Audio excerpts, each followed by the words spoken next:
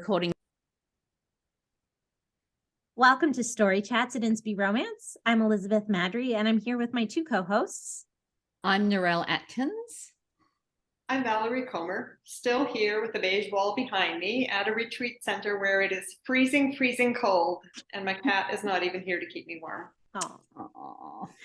Becky Wade is here with us today to chat about her February release, Memory Lane. So I'm going to read Becky's bio real fast, and then we're going to dive in.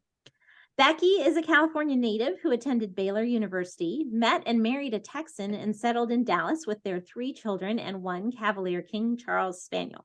She loves writing sweet contemporary romances laced with sizzling chemistry, mystery, faith, banter, and humor.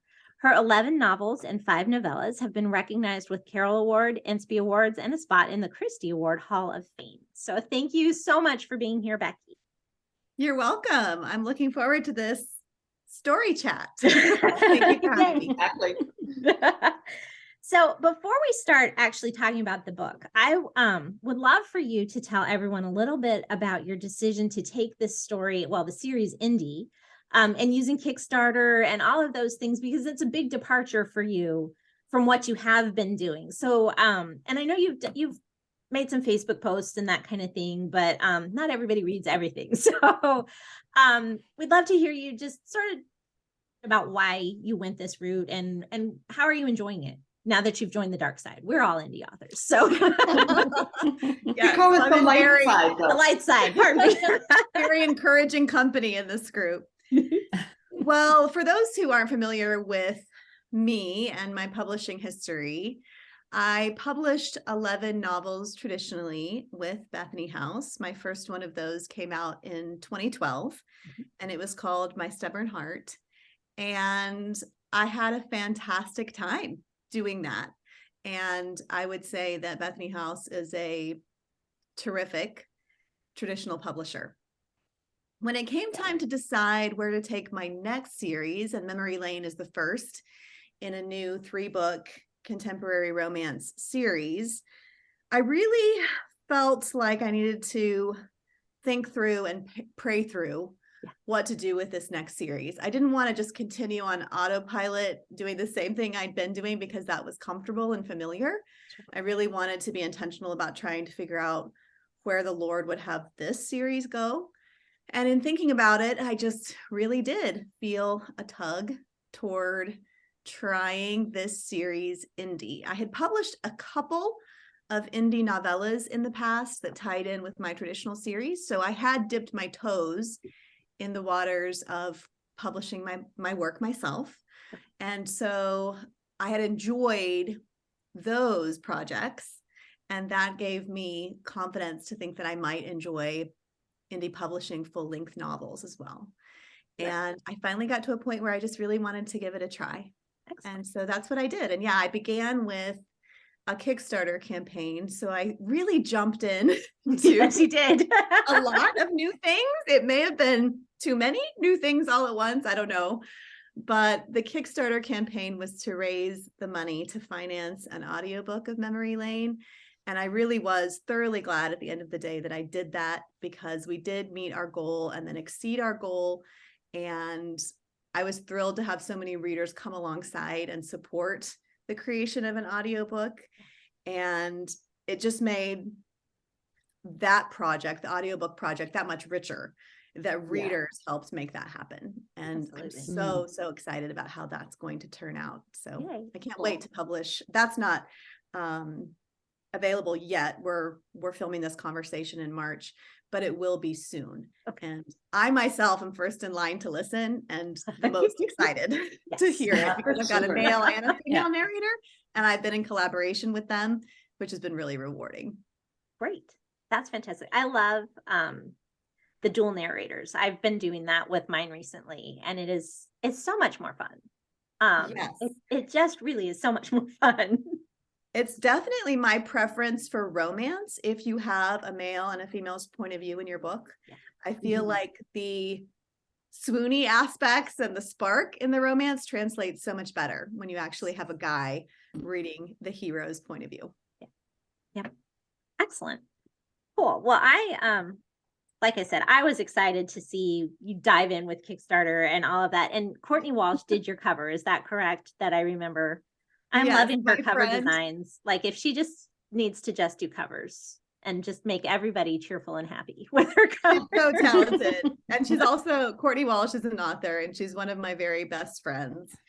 And she designed the cover of You and Me, which was my most recent indie novella. Okay. And that went great. I was really happy with how that turned out. And so I hired her again to do Memory Lane. This one is an illustrated cover, which is also new to me. And I couldn't be happier with it. I love it. So yeah, Yay. designed it. Very cool. All right. So let's move now into book discussion. Start us off by telling a little bit about the book, not necessarily the back cover, but sort of that idea. It's sort of a brief introduction if nobody's heard about it. What would you want them to know? Okay, so Memory Lane begins when a woman who lives on the tip of a remote Maine island in a very isolated existence spots a man in the Atlantic Ocean out her window paddling to stay afloat. And she races out to rescue him. She brings him back in her boat. She quickly realizes he's injured. He's struggling with hypothermia and broken ribs.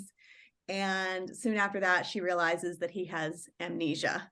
And on this little island, there is no doctor, there is no hospital, there is no place to take him since because of the broken ribs, he can't really be moved. And so she finds herself the caretaker of this handsome and injured stranger. And from then on, the plot revolves around the story questions of who is he? Where does he come from? How did he end up in the Atlantic Ocean fighting to stay alive? And those questions get answered through the course of the story, but they also create new questions that you have to keep reading to discover as you begin to learn more about him. And that is Memory Lane. That's fabulous. Yep, absolutely. All right, Valerie, I have you down first with the questions, so you get to go first. Sure, okay. I wanted to talk about a quote that happens later on in the books, but it's not a spoiler, people. It's not a spoiler. The heroine's elderly friend, Wendell, says that God has a soft spot for those of us who feel like we've been thrown onto the garbage sale, or the garage. Same thing though, garage sale pile or garbage pile. A giant soft spot for us. He's never closer to us than when we're beaten up, unloved, and betrayed. So this speaks really to both characters as we go through the story. Let's talk a little bit about healing from trauma and where some of that story idea came from. Yeah, I'm glad you brought up that particular quote because that quote hits right at the faith storyline of this book. Yes. In Wendell's case, the older man character, and in the case of the heroine, whose name is Remy, they have both experienced very hard things and are continuing in Wendell's case for sure, and in Remy's case somewhat, to experience very hard things. And Remy turned her back to some degree on God because of what happened to her in her past. And so when dealing with trauma and finding hope in the wake of trauma, I wanted to stay as authentic to that journey as I could. And also in big and small ways, remind those characters just how faithful God had been to them, even when it didn't feel like that or look like that or seem like that to them. And so in that case, what I try to do with my books is show God's faithfulness. Yes. And when they were able to look back and see it, to me, that was powerful. That so many times it doesn't feel like he's as close to us as he is, but it brings hope and encouragement, I think, to us all to live through a story in which we see the evidence of just how faithful he is, even when we don't perceive it. A lot of times it's a 2020, right? We see 2020 when we're looking forward and around us in a difficult time. And I can't really say that we always see it that clearly looking back either, but it's definitely a more accurate portrayal a lot of times when we get a little distance. So Yes, I just want and in to this- say I really loved the story. And I liked the voice through it. I liked Remy's voice. She's a very interesting person. And then having the voiceless, not voiceless, but memoryless man still having a strong voice, even without his memories, was it was intriguing. And yeah, I enjoyed the journey of him figuring things out, them figuring things out. So. Well, thank you. I appreciate that a lot. And yeah, in Remy's case, what happened to her was 6 years prior. So she was able, after 6 years of healing and work at that, and a lot of successes at dealing with the ramifications of trauma, she was at a place where she could look back and see things more in a 2020 perspective than she'd been able to at the time. Narelle? Oh, okay. So I also enjoyed the book. I did love reading it as well. And I'm a fan of the amnesia trope. And I love the way the amnesia storyline played out in this one. I thought it was beautifully done. And I particularly loved how it combined with the mystery. So you're one of my favorite authors who will write CCR and have a beautiful mystery that gets woven in. And I'm just flicking the page because I need to know what happens. So I really appreciated how the mystery plot and the amnesia story all tied together really well, and the way that it unfolded. I didn't pick the ending, so I'm always happy when I don't pick the ending, so that made me very pleased as a reader. So my question is, did you do any specific research in terms of looking at how his amnesia was going to play out in the story, and also on the relationship that can develop when you've got the rescuer who rescues someone with amnesia as well? Yes, I loved the research that I did into amnesia. I read a nonfiction book written by a woman who'd experienced amnesia herself. And that is my favorite form of research as an author. I love to read books, nonfiction books written by people who have walked the walk that my characters are about to experience. Not that I take anything from their journey and just plug it in wholesale, but it does help me understand in a larger way what it's like to have amnesia, because I could read her story and she told me what it was like to have amnesia. And so I read an entire book by her, and that was incredibly enlightening. And then, yes, the dynamic between the rescuer and the rescuee was one that I had a ton of fun with in this book. I call it the heroine saves hero trope, which is actually a trope, but it's more of a lesser known, kind of a fringe type of trope. It's one that I really find fun and life-giving. I equate it more to historical romances that I've read back in the day, and even recently, where the heroine was this sort of nurturing type of woman. Maybe she was a doctor and he was injured and she was right there helping to save his life and then take care of him. But what I did was flip that on its head by giving Remy a personality that isn't nurturing and has no medical background. And it put her out of her depth. And that made it a lot of fun, because then it led to fun introspection, fun banter, more of a humorous lightness brought into a situation that was otherwise pretty heavy, because here's this guy who's injured with amnesia.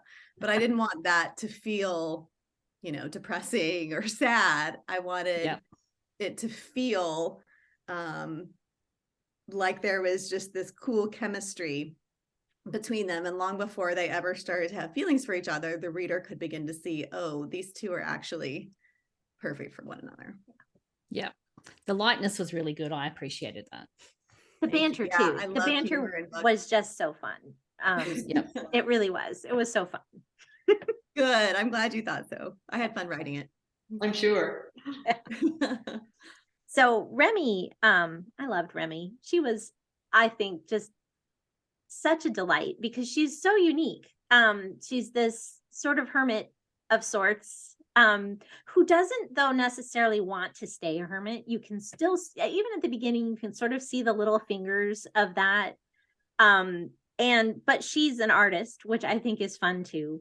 And she has some really firm opinions about art and artists who create for the love of art versus a commercial mindset. And I just had so much fun with those parts. And they weren't like a major part of the story, but it was fun, yet another area where she clashed with Jeremiah. Yes. And so Right. What prompted that inclusion as part of her personality? Because the idea is beauty's in the eye of the beholder, or so is art, right? But Remy has these firm opinions that if it's not made with a pure intent, almost it doesn't count. So so where did that come from? Just, there's got to be a story there. I feel like there has to be a story there. Well, you hit the nail on the head. That is exactly that describes Remy and her take on art very, very well. I perceived her as a very passionate person. She's passionate about her art. She's passionate about her island. She's passionate about her friendships. And she's just passionate, just all around. And the hero is much more controlled, like he's got this sort of relaxed intensity, but he's very much in control of himself. And she is led much more by her heart. And I wanted that to come through. So I guess where I was coming from there is I am a creative, and so I'm in conversations all the time about sort of this intersection between art and commerce. Sure. And it's an interesting conversation, and we're all as artists going to fall in different places on that spectrum, and there's no right or wrong answer. I just perceived that in Remy's case, she would have this very pure, I do art for the sake of art and beauty. And she's not someone who's materialistic. She's not someone who's motivated by money. And that's just kind of how she came to me and how I saw her. And it did make it fun, because then that did give her one more thing to clash with him over. Well, and I do like when they argue and banter and rub up against each other with their differences. You kept it very consistent, because there's one sort of little ongoing bantery moment between them where she's just refusing him to sell him this piece of art that she made that he loves. Yes. And because it's not for you. Right. Like, really? Yeah, he wants to buy it and he has money, and she won't sell it to him because it's not for him. Not for you. And that's all there is to it. It's not for him. And that's, to me, that just exemplified who she was. Yeah. It was both of the characters were very unique, in that they're not, sometimes you read a book and it's like, oh, I read this book before. Oh, didn't I? Oh, maybe not. But I think, no, just something similar. I don't have something similar. I haven't read something similar to Remy. No. She's more unique than he is, except for his amnesia. Although, just touch very briefly on can we touch on his career, or can we not? Because he doesn't remember until much later. We don't have to. I view that as a spoiler, but okay. So then let's not go there. Sorry, people. We're not okay. We didn't mention it. He has a career. That's all they need to know. Exactly. And it's a unique career that you probably haven't read 1,000 times. Definitely not 1,000 times. Maybe not even once or twice. Okay, I'm done. Yeah. Well, I appreciate you saying and that you felt that the characters were unique, because that's something that I work really, really hard at. And I continue in every draft to strive to make them even more that way, with every rewrite, because it is a process, as I'm sure you guys have all found in your own writing. It is a process of getting to know the character. Yes. And not all of them reveal themselves fully right away. Some of them are more reticent, and you have to really work at getting to know them fully, like you need to. Yeah. It takes time and it takes effort. So thank you for saying that. Yeah. So this is book 1 in the Sons of Scandal series. So tell us about books 2 and 3. What are they, and when are they? So I set up the hero of book 2 in book 1, and he is the hero's brother. And then book 3 will also be the hero's brother. Is that Max? Max is the third. Yes, Yes. Max is going to be the third. So I had written 3 brothers and 1 sister in the Porter family series, which was my first series that I ever wrote. And I loved writing the brothers, and people still talk to me all the time about those brothers. Yeah. And subsequently, I've done a series about sisters, and then I did a series about friends. So it felt like time to revisit brothers again. Brothers Because I are had so popular. much fun the first time. And so I'm getting to sink my teeth into brothers with the Sons of Scandal, which makes me really happy. And the series is called that because they were all born and raised under a cloud of scandal, and that affected them all differently.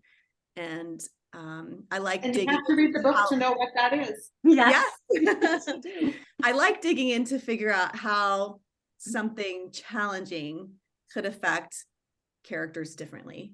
Yes. And especially something challenging that happened when they were younger, which is the case here. Yeah. And so it gives me a lot of just meat to work with. Do they have Mm. titles yet or not yet? I'm still deciding. Still deciding. I think I have one nailed down for the second book, but I don't want to say it because I Sure. might change my mind. Absolutely. That's Yeah. fair. That's totally fair. Is it going to be one a year? Are you going to go a little faster than one a year because you're doing indie, or what's your timeline thoughts? Well, it would be really, really wise of me to write faster and shorter now that I'm indie. But no, that is No. not what's going to happen with me personally. My creativity's pace, the pace at which I'm happiest and I have the best work-family balance, is 1 book a year. Okay. They are long and they're intricate, and I like taking vacation. I take quite a bit of vacation, which also helps my creativity refill. I find I'm not a writer who can just pound out book after book after book and not flirt with burnout. And I don't want to flirt with burnout again. I did that once earlier in my career and I didn't write again for 7 years. So I don't wow. want to do that. And so I just write 1 a year. So I'm expecting to release the second one in early 2024. Okay. Will you Cool. do a I'll look Kickstarter forward to it. again? Do you think? I'm sorry. Do you think you'll do a Kickstarter again for that one? I haven't decided yet.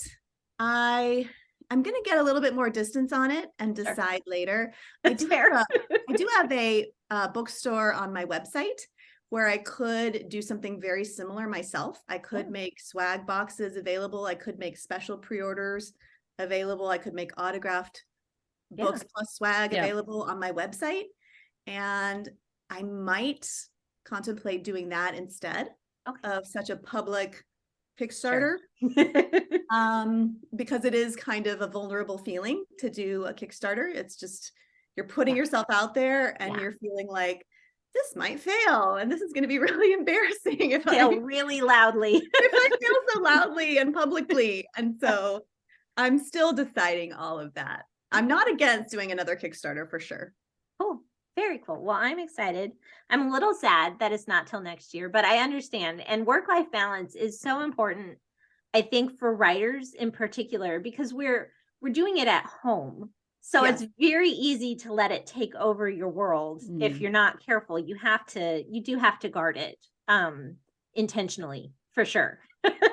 Yes, because we're doing it at home. And so that means we could be writing anytime, all the time. Yeah. Because Or we're in doing our something workspace. else with Yeah. the business. Yeah. Well, and yeah, as you go with indie, then you have all the other business hats that now you get to wear on top of that. Mm. Yeah, there's always something you could be doing. But Right, then and also your And kids yet are it's not only- healthy to be working all the time No. and to be Mhm. working all weekend long and all evening long. And Yeah. suddenly you don't have any kind of separation between your work life and your family life and rest time. I mean, all of that is really important too. It is. It is. Agreed. Very cool. Do you guys have any final questions for Becky or thoughts about Memory Lane? No? I love the interested. Maine. I love the setting in Maine. I think Maine books are really Yeah. cool. Yeah. Yeah, I really love that Ocean. unique island, but cold island, which we don't really have in Australia. Getting hot islands here. Yeah. So yeah, I love the setting. Your author's note in the back talked a little bit about choosing the island and some of your research for that. So that's one reason I think we didn't go there with this. Do read, like, if you guys are readers who don't read the author notes, become better. Read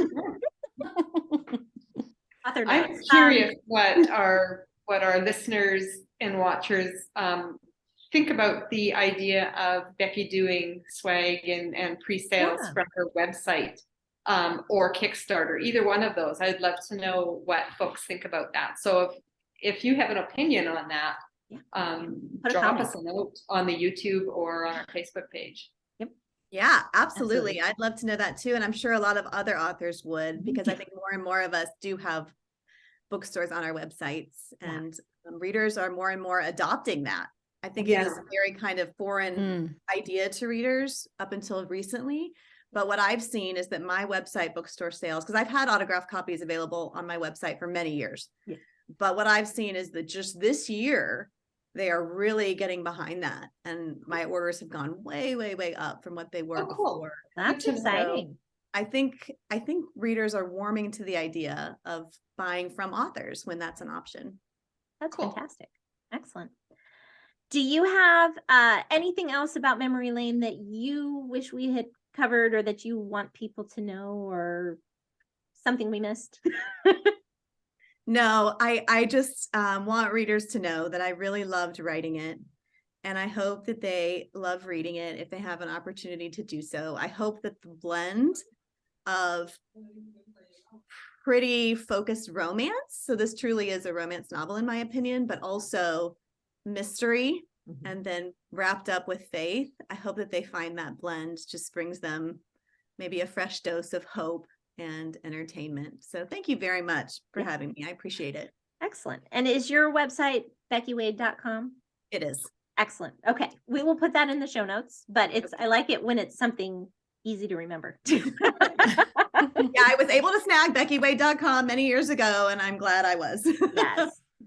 Excellent. Well, I know we all really loved reading Memory Lane. And I'm, like I said, I'm super excited for book 2. I'm going to be counting the days for it to be ready. So write faster. No,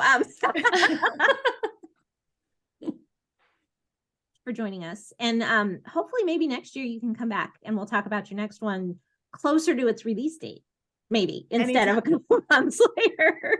Anytime. I'd love to chat with you ladies anytime. It's been fun. Wonderful.